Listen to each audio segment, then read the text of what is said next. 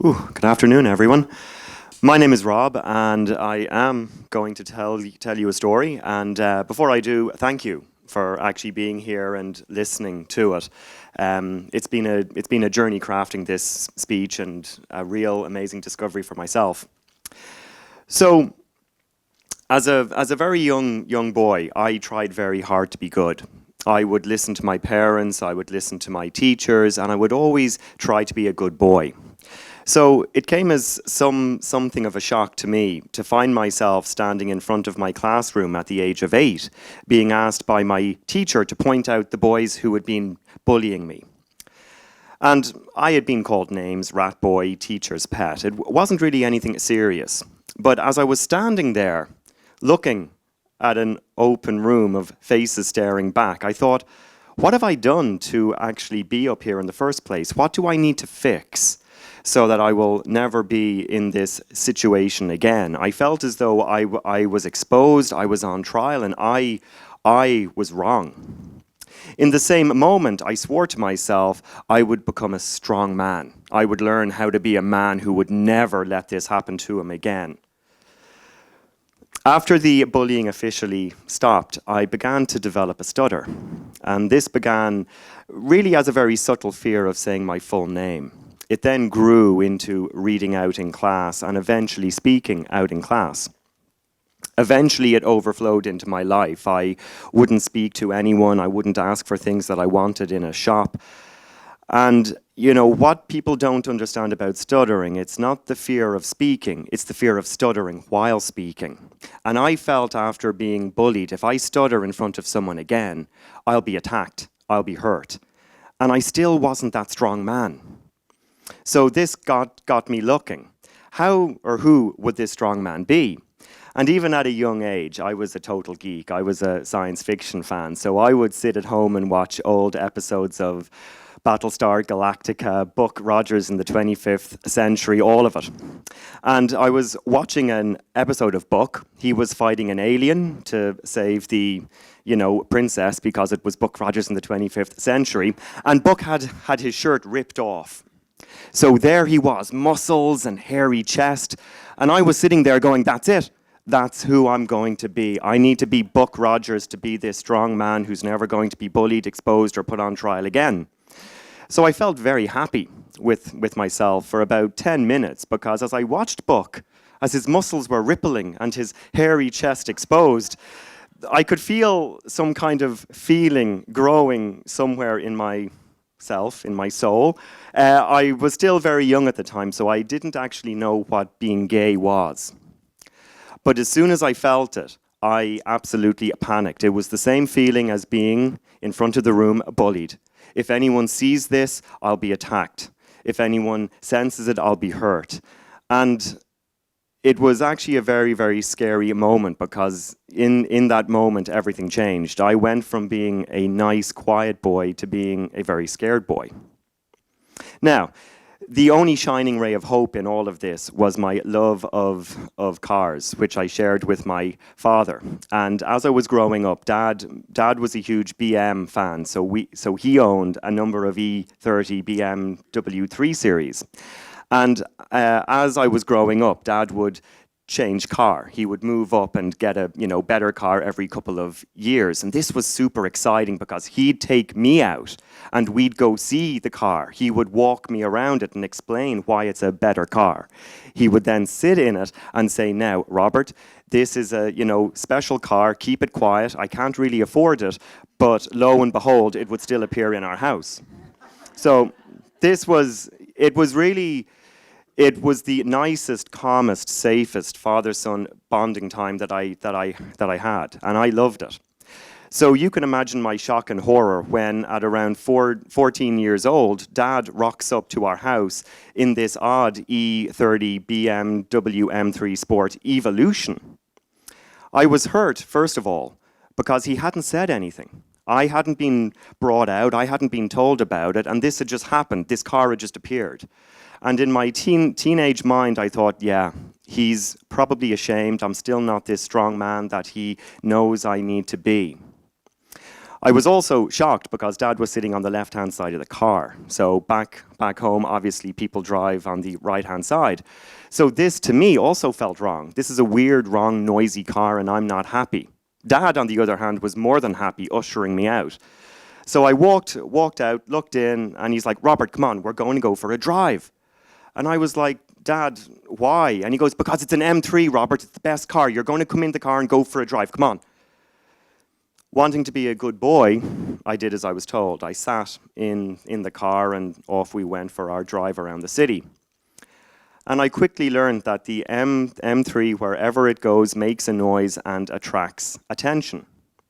And people weren't actually looking at the car. They weren't even looking at my father. They were looking at me because they assumed I was the one driving this car. And I was sitting in a sports seat being clenched. I could feel sweat beading down my back and on my forehead, and I didn't want to appear scared. I didn't want Dad to think I was feeling scared. But I could feel the people looking in, and I could imagine them saying, "Who does this little boy think he is? He's not man enough to be in this car. He's showing off. He thinks he's better than all of us." And this was my first meeting with this car. And like any good nemesis, it stayed in my life for a long, long time because Dad loved this car. He often bragged he would be buried in it, which then eventually changed to he would keep the car for when I would become a man. So you can imagine, I thought, there it is again, this strong man image. How am I going to figure this out? By the age of 26, I had just finished university and I was in trouble. I had never given a presentation in college because of my stutter. I had gotten out of it, I had avoided it, and I felt I'd missed out in a way. I'd never been in a real human relationship because I was too busy hiding in the closet to even be able to admit muscles and hairy chest might actually be a thing. And I was washing cars in a back alley using a bucket and brush because I'd ran away from a job where I had to use the phone. Again, going back to having a stutter, the phone is one of the most feared devices because it's purely speech-based. And I had ran. So this, to me, at 26, was my, what I thought, rock bottom. The M3 had been put into storage. It had moved from being an old E30 to being a modern-day classic. And Dad had kept his word. He was keeping it for me to be a man. And he decided this is exactly when I was going to be a man. And he said, "Robert, you're either going to drive this car or it's being sold." Now, I was furious.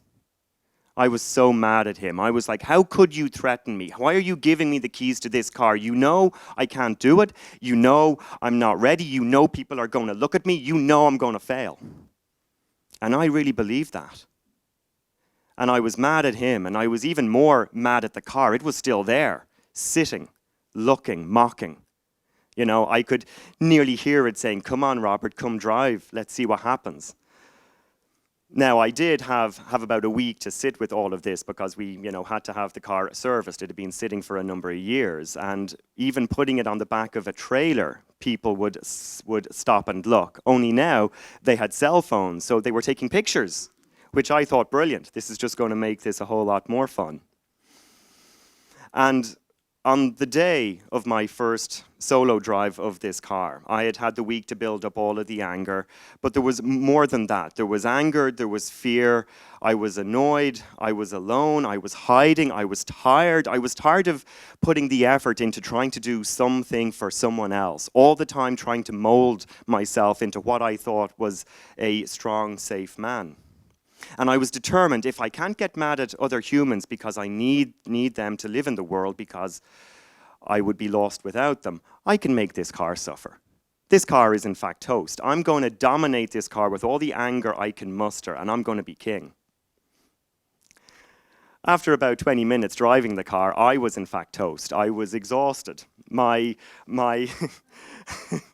thinking back to it, my wrist was in pain because the gears wouldn't engage. The heavy clutch was causing my leg to shake, and even my arms were feeling numb because at slower speeds, the car doesn't move. I pulled over and probably cried for about 10 minutes because this was my life. I was lost, I wasn't able to do anything, I was failing, and I was going nowhere fast. I did know that if I stayed a little bit too long in the car, someone would eventually see it and come up and ask, why is this grown man crying in his car? And I didn't want to explain, well, let me tell you a story. So I admitted defeat. The car had won. The bullies had won. The stutter had won. The homosexuality was eating me alive. Everyone had won. That's it. I'm done. I'm done. And on the drive home, the most amazing thing happened for me, because with all of the anger and the rage gone, the gears began to slot into place. The clutch became lighter. The car began to move. The steering loosened up, and the whole car began to breathe underfoot, and I could feel it. And in fact, I probably was breathing for the first time on this whole trip. But it was the most amazing experience. I had always taken pride in my driving skills, and this was the car coming alive. But it was more than that. It was me having to connect. Letting go of the anger, letting go of everything, and just be present and connect to something. I was so lost, and I was so disconnected from myself, because it hurt to breathe, it hurt to feel. It hurt to even look, because it felt so insurmountable that I was connecting with this car, of all things, the thing I'd hated. And it was the most amazing drive home. I think I took about 2 or 3 hours, and the car got faster. We really bonded. I got a sense of what it was to be free. It didn't matter that I had a stutter. It didn't matter that I was gay. Here I was in the M3. It was talking to me. I was talking to it. And for the first time in a long time, I felt happy. And after that first drive, my whole relationship with the car changed. It inspired me to go and get speech therapy. It inspired me to come to Canada, go to acting school, and come out as gay. It helped me survive a suicide attempt in that car. And it also motivated me to write a book to share the message of what I learned from the car. And even in writing this speech, I really got that it was never about the car. I spent my whole life thinking it's about getting the car, and it was never about the car. It was about my journey back to my eight-year-old self, my realization that there is nothing to fix. And I tried so hard, but to be able to be there and accept I have a stutter, and I'm gay, and I'm perfect the way I am, brought such an ease. But it was even more than that. I've learned that being a strong man isn't a hairy chest and muscles. Being a strong man is being able to let go. To let go and be with whatever is there, which is who I am or who you are. Having to let go of what I told myself at 8, that I needed to fix something. Being free of that. And also letting go of the car. It's worth a lot of money at this point, and there's a real possibility that it will need to be sold. And it will help my mom and my dad as they get older. And I can't believe I'm saying this in front of a room, but I am ready to let the car go, because it's done what it needed to actually do, and it saved me so many times in so many ways. And I will save it by letting it go. And I think that's really what being a real strong man is, and being a vulnerable man is being able to own that and admit it.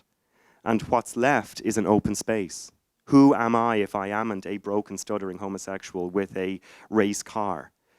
It can be a very scary thing, or it can be a huge opportunity to begin again. And I do firmly believe, I've learned in the process of writing this speech, that to me is what true vulnerability is. Thank you very much.